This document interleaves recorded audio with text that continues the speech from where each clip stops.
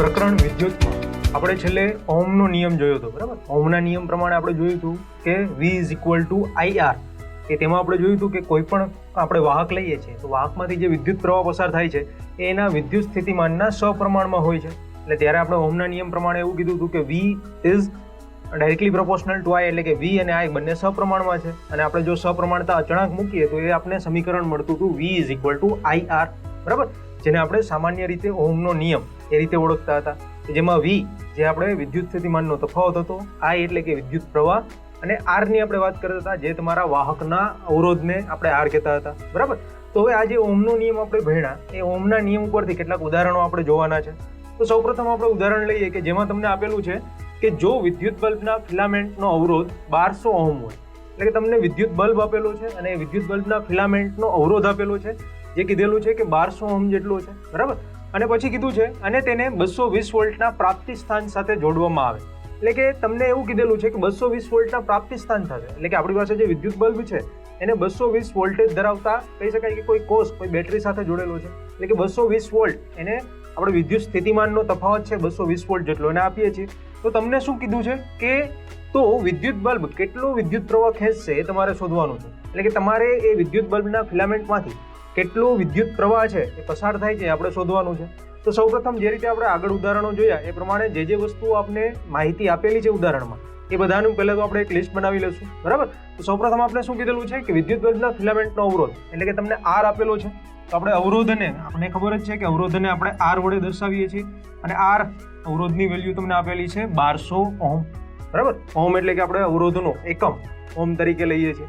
ત્યારબાદ તમને કીધું છે કે તેને 220 વોલ્ટના પ્રાપ્તિ સ્થાન સાથે જોડવામાં આવે છે, એટલે કે વિદ્યુત સ્થિતિમાનનો તફાવત તમને આપેલો છે 220 વોલ્ટ, કે જેને આપણે V વડે દર્શાવીએ છીએ. તો Vનું મૂલ્ય તમને આપેલું છે 220 વોલ્ટ, બરાબર, 220 વોલ્ટ, કારણ કે વિદ્યુત સ્થિતિમાનનો જે એકમ છે એ થશે વોલ્ટ.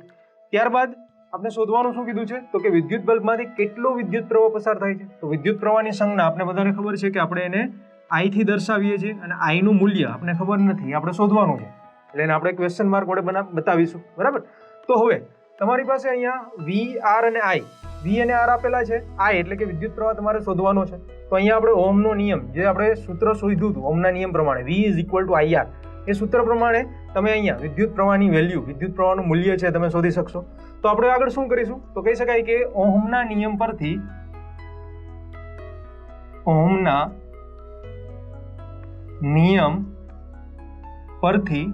આપણે ઓહમના નિયમ પ્રમાણે સૂત્ર શું હતું, V is equal to IR, બરાબર. તો અહીંયા આપણે શોધવાનું શું છે I, એટલે કે વિદ્યુત પ્રવાહ આપણે શોધવાનો છે. તો અહીંયા જે સૂત્ર છે V is equal to IR, એમાંથી આપણે વિદ્યુત પ્રવાહ I ને કરતા બનાવીશું.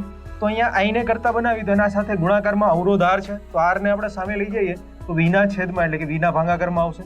તો સૂત્ર પરથી આપણે લખી શકીએ કે I is equal to V ના છેદમાં R, બરાબર. હવે આપણી પાસે V એટલે કે વિદ્યુત સ્થિતિમાનનો તફાવત અને R અવરોધ, એ બંનેની વેલ્યુ, બંનેનું મૂલ્ય આપણે આપેલું છે. તો એ મૂલ્ય આપણે આ સમીકરણમાં મૂકીએ તો આપણે વિદ્યુત પ્રવાહ શોધી શકીએ. તો આપણી પાસે V વોલ્ટેજ કેટલા આપેલા છે તો કહી શકાય કે 220 વોલ્ટ ભાગ્યા R એટલે કે અવરોધનું મૂલ્ય આપેલું છે 1200 ઓહમ.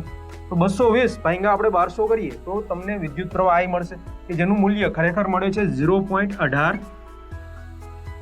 એમ્પિયર.